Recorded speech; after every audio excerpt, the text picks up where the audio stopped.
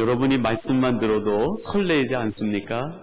광야의 하나님이 샘물을 내가지고 우리로 마시게 하겠다, 그렇게 말씀하십니다.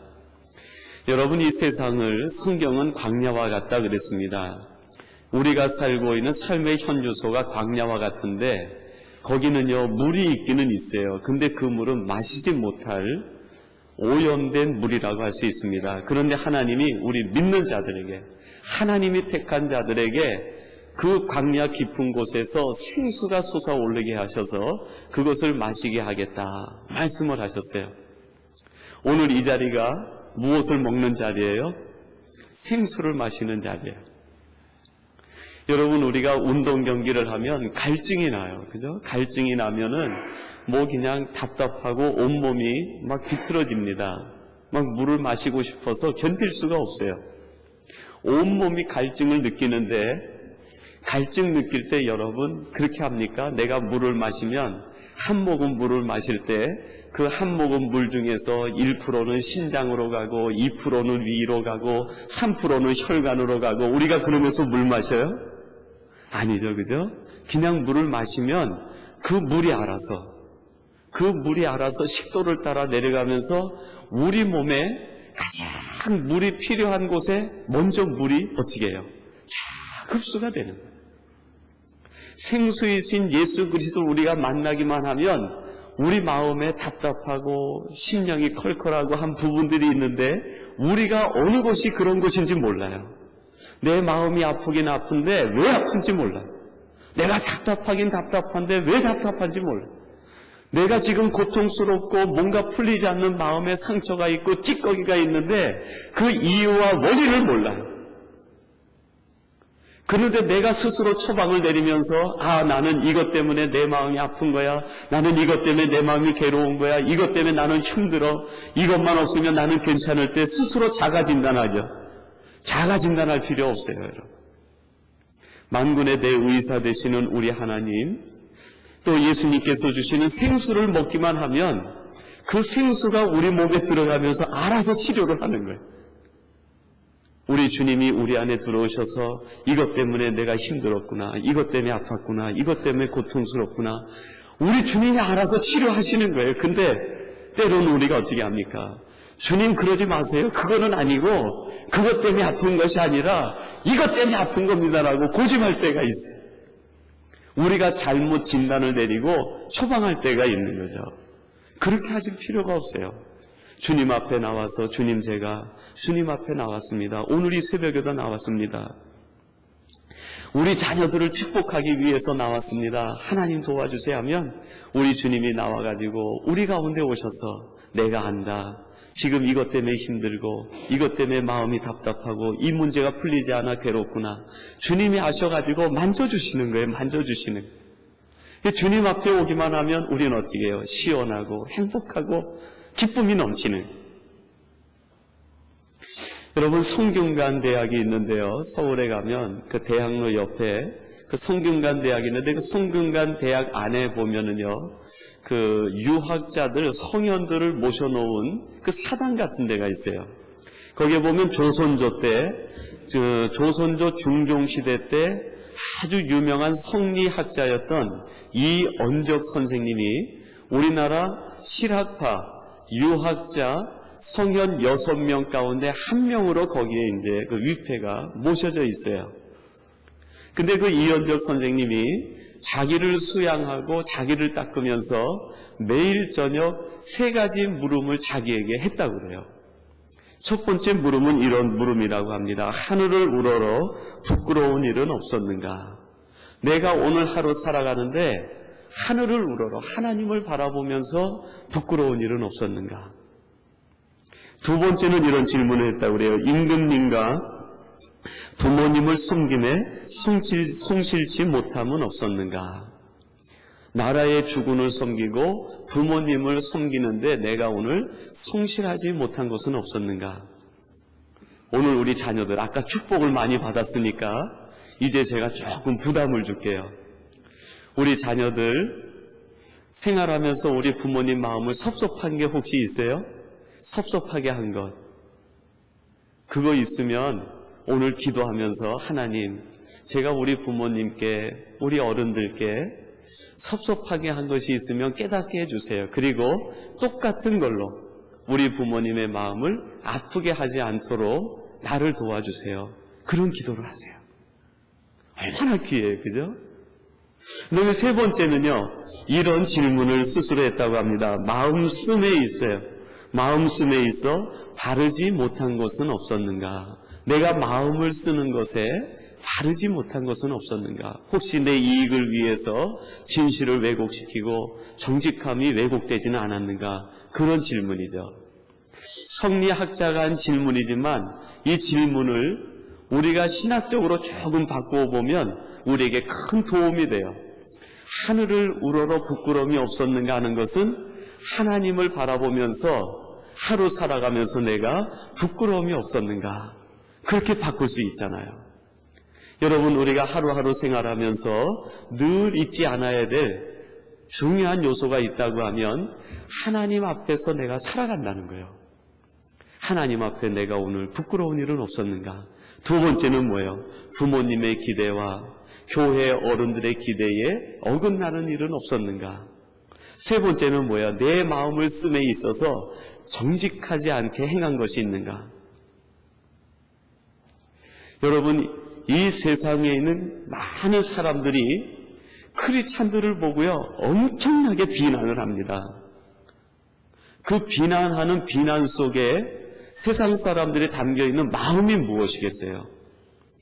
그래도 내가 이 시대에 세상 사람들은 다 타락할지라도 누구는 믿는다는 거예요? 우리들은 믿는다는 거예요. 크리스찬들만이라도 그렇게 살아서는 안 된다는 거예요. 우리를 비난하는 소리를요, 너무 그렇게 밉게 듣지 마세요. 감사하게 들어야 돼요. 그래도 아직까지도 이 세상이 우리 크리스찬들을 기대하고 있구나. 세상 사람들이요, 세상 사람들이 잘못하면 아이고 당연하지 그렇게 치부해 버립니다. 그러나 우리 그리스도인들이 잘못하면요, 얼마나 비난하는지 몰라요. 그 비난 속에 담겨있는 세상 사람들의 기대가 무엇입니까? 그래도 지금 이 시대의 마지막 정직의 보루요, 가장 올바른 마음을 가지고 살아가는 사람들의 보루는 그리스도인들이라는 것을 그들 스스로가 인정하고 있는 거예요. 믿었는데 그렇게 하지 못하니까 화가 나는 거예요. 그리스도인들을 믿었는데 그러지 못하니까 그들이 너무 화가 나가지고 비난하는 거예요. 우리들은 잘못할지라도 크리스찬들만은 잘해야 되지 않느냐, 그런 의도가 그 속에 담겨있는. 여러분, 우리 믿음의 사람들은요, 그런 의미에서 이 세상 사람들을 이끌어가 나갈 전진부대가 돼야 되는 거예요. 우리는 선봉부대가 되고 선봉장이 돼서 세상을 이끌어가는 사람이 돼야 되는데, 때로는 우리가 어떻게 됩니까? 세상에 이끌려가요. 우리는 세상을 이끌어가는 사람이지 세상에 이끌림 받는 사람들이 아니에요. 우리 한번 따라해 봅시다. 나는 세상을 이끌어가는 사람이다. 세상을 이끌어가면서 어디까지요? 하나님의 나라로 이끌어가는 사람들이에요. 하늘마차 타고 우리 올라가는, 하늘마차 타고 세상 사람들을 이끌러 하나님 나라로 올라가는. 그러기 위해서 여러분, 우리가 명심해야 될 두 가지가 있어요. 두 가지. 오늘 성경 말씀에 보니까요, 첫 번째는 뭡니까? 옛적 일을 생각하지 말라 그랬어요. 여러분, 우리 18절 말씀을 같이 한번 봉독하겠습니다. 18절 말씀입니다. 너희는 하는 말씀인데요, 같이 봅니다. 시작. 너희는 이전 일을 아멘. 너희는 이전 일을 기억하지 말며 옛적 일을 생각하지 말라. 여러분, 이런 말이 있습니다. 은혜는 돌에 새기고 원수는 어디에 새기라고요? 처음 들어봐요? 들어보셨을 것 같은데, 다시. 은혜는 돌에 새기고, 아니, 따라하는 거 아닙니다. 제가 하는 거예요. 은혜는 돌에 새기고 원수는 어디에 새기면 좋을까요? 물에 새기다. 물에. 내가 받은 은혜는요, 돌에다 새기고 잊어서는 안 돼요. 그래서 시편 103편 말씀해 보니까요, 내 영혼아 여호와를 바라보며 하나님께서 내게 주신 모든 은택을 잊지 말지어다 그랬어요. 하나님으로부터 받은 은혜는요, 가슴에 새기는 거예요. 심장에 새기는. 돌에 새기고 잊지 않는 거예요. 그러나 나를 아프게 하고 내 마음을 힘들게 하고 낙심하게 하고 절망하게 만든 것은요, 물에다 새겨야 돼요. 물에다. 파도 한번 탁 치고 나면은 사라져버리게. 그런데 우리들이 어찌 합니까? 거꾸로. 내 마음을 아프게 하면요, 심장에 새기는 거예요. 내가 죽어도 이것은 잊지 않을 것이다. 세상 사람들은 그렇게 해도 되는데 우리는 그렇게 하면 안 돼요. 우리는 동네가 달라요. 그들은 애굽에 사는 사람이고 우리는 어디에 살아요? 애굽에서도 하나님이 성별하신 고센 땅에 사는 사람들이에요. 하나님이 주신 땅에서 사는 사람. 우리는 캐나다에서도 어디에 사는 사람이에요? 삼성 위에서 사는 사람. 삼위일체 하나님 위에 사는 사람들. 그들과 삶의 현주소가 달라요. 방식이 달라요. 우리들은 은혜는 가슴에 새기고 은혜는 돌에 새기고 잊지 않아야 되지만 우리의 마음을 아프게 한 것은 다 잊어버려야 돼요. 그 반대가 되면 우리의 삶이 너무 힘들고 지쳐요. 하나님이 순간순간 주시는 은혜는 너무너무 크고 많은데 그것은 다 잊어버리고 낙심되는 것, 절망되는 것, 답답한 것 이런 것들만 잔뜩 마음에 가지고 있으면 우리의 삶이 얼마나 무겁겠어요. 그죠? 여러분, 스캇벳 박사라는 분이 있는데 심리학자이면서 정신치료학자입니다. 그분이 아직도 가야 할 길이라고 하는 책을 썼어요. 거기에서 그분이 이런 얘기를 했습니다. 인생은 여정이다. 뒤가 아니라 앞을 바라보고 나가야 된다 그랬어요. 우리 인생은 여정이라는 거예요. 우리 인생은 프로세싱 되는데 뒤를 보는 것이 아니라 앞을 봐야 된다는 거예요. 그리고 이분이 앞으로 나가기 위해서 한 가지 제안을 합니다. 이렇게 하는 것이 자신이 많은 사람들을 상담해 봤을 때 큰 유익이 있었다는 거예요. 집에다가 조그만 상자를 하나 만들라는 거예요. 신발 사오면 신발 담아두는 그 상자 같은 거 있잖아요. 그런 것도 좋고 와이셔츠 사면 와이셔츠 상자도 좋고요. 하여튼 뭐 도나스 사고 나서 그 상자도 좋고 그런 상자를 하얀 종이로 싸서 그 위에다가 이름을 쓰라는 거예요. 이름이 뭐냐면 슬픔의 상자. 슬픔의 상자. 슬픔의 상자라고 이름을 써가지고 저금통처럼 구멍을 뚫어서 거기다 놓고요. 하루하루 살면서 나를 힘들게 하고 어렵게 했던 것이 있으면 종이에 쓰는 거예요. 오늘 아무개가 나한테 뭐라고 얘기했는데 이것이 내 마음에 상처가 돼서 힘이 듭니다. 써가지고 그것을 그 속에다 집어넣는 거예요. 슬픔을 내 마음에 담아두는 것이 아니라 그 상자에다 담아두는 거예요. 그리고 나서 한 달이고 두 달이고 지나서 그 상자를 개봉해 보면은요, 한 달, 두 달 전에 나를 슬프게 했다는 그 이유로 써놓았던 것들이 지금은 아무것도 아닌 것이 돼버린다는 거예요. 그때는 그것이 그렇게 나를 괴롭혔는데 그거를 써서 거기에 집어넣고 난 이후로 슬픔은 거기에 집어넣고 기쁨은 어디에 집어넣어요? 우리의 마음에 집어넣는 거예요. 한번 해봐야지 생각 드는 분이요. 한 분도 없어요? 생각 드는 분은 손 드지 마세요. 저도 이제 작조를 바꾸겠어요. 손 드세니까 한 분도 안 드는데 한번 내가 해봐야지 하는 분은 손 들지 마시고 가만히 계세요. 슬픔의 상자를 만들어서 우리를 힘들게 하고 괴롭히는 것을 집어넣고요. 한 달 지나면 그것이 슬픔이 아니에요. 그때는 그것이 나를 분노케 했는데 지금 지나보면 그것은 아무것도 아닌 것이 된다. 옛적 일을 생각하지 말라. 이전 일을 기억하지 말라. 그래야 우리가 어떻게 됩니까? 앞으로 나가는 거예요. 사도 바울이 그러겠습니다. 우리는 믿음의 경주를 하는 사람들인데 믿음의 경주할 때는 어떻게 해요? 얽매기 쉬운 것, 우리를 무겁게 하는 것을 다 벗어버리고, 그죠? 달릴 수 있는 찬 힘으로 달려야 그 경기를 훌륭하게 달릴 수 있는, 여러분들의 슬픔의 상자에다 여러분을 괴롭게 하고 아프게 하고 여러분의 마음을 답답하게 만드는 것들을 적어서 집어넣으시고 여러분 마음에는 기쁨만을 담고 앞으로 전진하는 성도님들이 되시기를 주님의 이름으로 축원합니다. 그리고 두 번째 오늘 성경 말씀을 보니까요, 하나님이 우리에게 놀라운 보물을 감춰 두셨어요. 하나님이 보물찾기를 좋아하시는 것 같아요. 우리 19절 말씀을 같이 한번 봉독하겠습니다. 19절입니다. 같이 봅니다. 시작.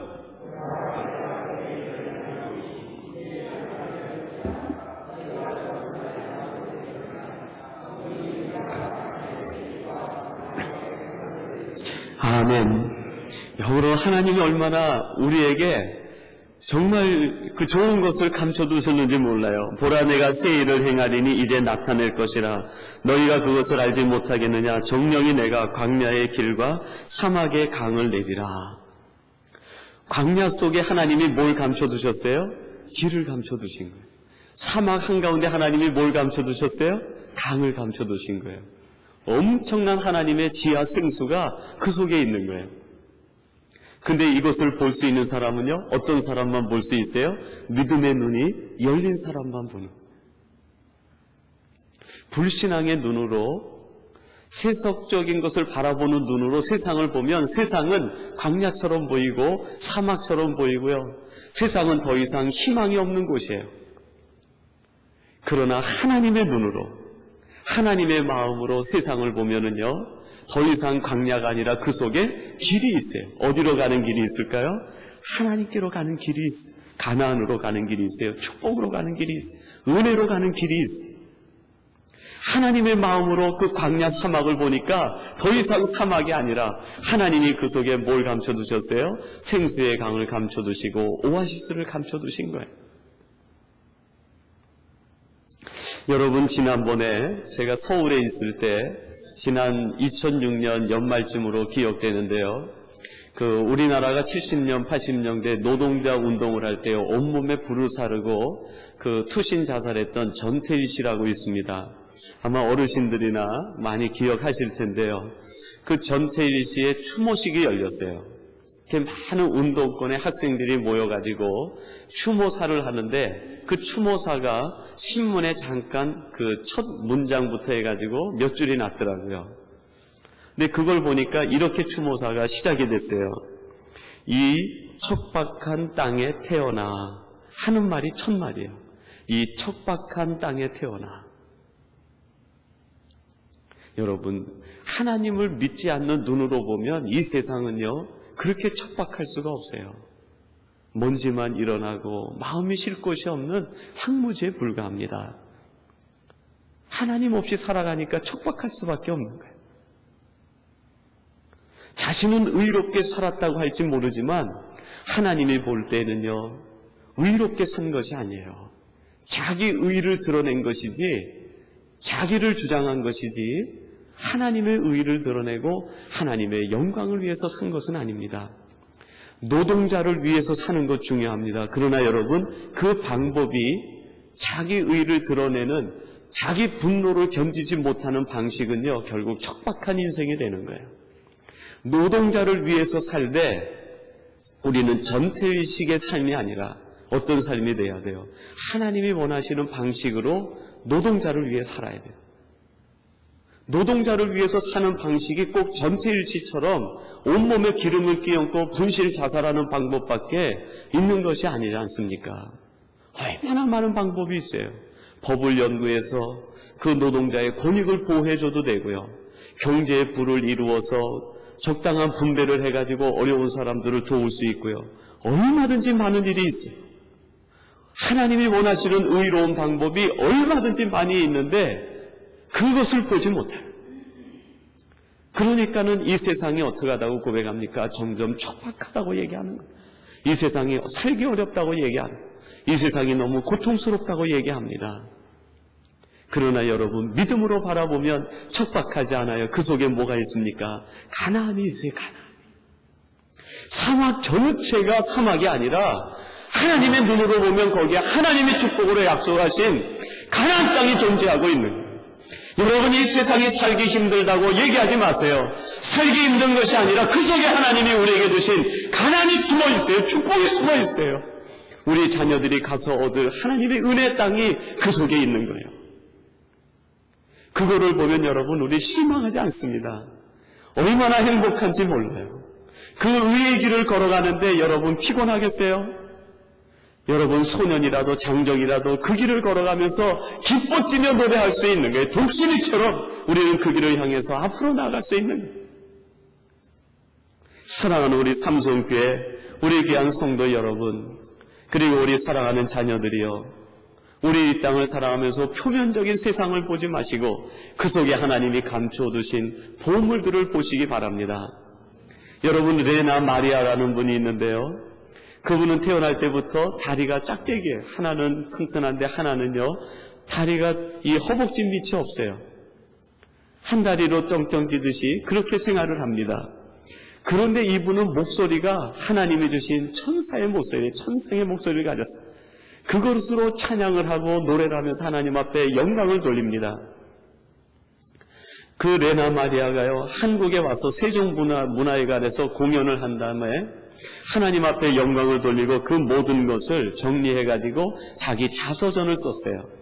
발로 쓴 내 인생의 악보라는 책인데요, 거기 서론에 자신의 1000마디를 기록했는데 이렇게 기록했습니다. 이것은 내가 발로 그린 행복한 인생의 악보입니다. 이것은 내가 발로 그린 내 인생의 행복한 악보입니다. 그렇게 얘기를 했어요. 여러분, 힘들게 사는 분 아닙니까? 그럼에도 불구하고 하나님과 동행하니까, 하나님과 함께 사니까 내 인생이 노래가 된다는 거예요. 내 인생은 기쁨이 된다는 거예요. 내 인생은 하나님이 얼마나 찬란한 영광을 주셨는지 모르고, 내 인생 앞길에는 하나님의 은혜만이 있다는 거예요. 내 인생의 앞길에는 비록 내가 한 다리로 걸어가지만 내 나머지 한 다리는 주님이 붙잡아 주시어서, 나는 한 다리지만 하나님이 내 다리를 붙잡아 주시어서 두 다리로 나는 이 믿음의 길을 걸어가고 기쁨의 길을 걸어가고 찬송하며 간다. 여러분, 우리는 어쩌면 지금 두 다리로 내가 섰다고 믿었기 때문에 세상만 보고 답답한지 모르겠어요. 하나님은 한 다리, 내 다리를 접어주시고 나는 한 다리로 서고 나머지 한 다리는 주님이 내 다리가 되셔서 내가 잘못된 길로 걸어가지 않게 하시고 내 길을 바른 길로 인도하시고 의의 길로 인도하셔서 하나님이 원하시는 그 길 속에서 하나님의 놀라운 축복을 보게 해 주시옵소서. 여러분, 이 새벽 이것이 우리의 기도 제목이 되고 우리 자녀들을 축복하는 기도 제목이 되기를 원합니다. 우리 자녀들이 이 세상을 자기 의지로만 걸어가지 않게 하시고 자신의 의지와 결단과 하나님 주시는 소명과 비전을 갖고 하나님의 능력과 예수 그리스도의 손을 붙잡고 하나님과 함께 걸어가는 우리 자녀들 되게 해 주시옵소서. 여러분, 이거보다 더 큰 기도 제목이 어디 있습니까? 하나님, 우리를 붙들어 주시옵소서. 우리 찬송 한 장 하십시다. 202장입니다. 우리 찬송 부르신 뒤에 우리 같이 주신 말씀 생각하면서 합심해서 기도하십시다. 하나님, 제가 이 광야, 이 세상 살아가는 것, 세상의 힘든 것만 바라보지 않게 하시고 그 속에 감추어진 보물을 보게 해주시옵소서. 하나님의 능력을 보게 해주시옵소서. 우리 자녀들을 축복해 주시옵소서. 우리 어르신들에게, 연로하신 분들에게 건강의 은사를 주시옵소서. 이 새벽 우리 가족들을 마음껏 축복하면서 여러분 기도하시기 바랍니다. 202장입니다. 죄에서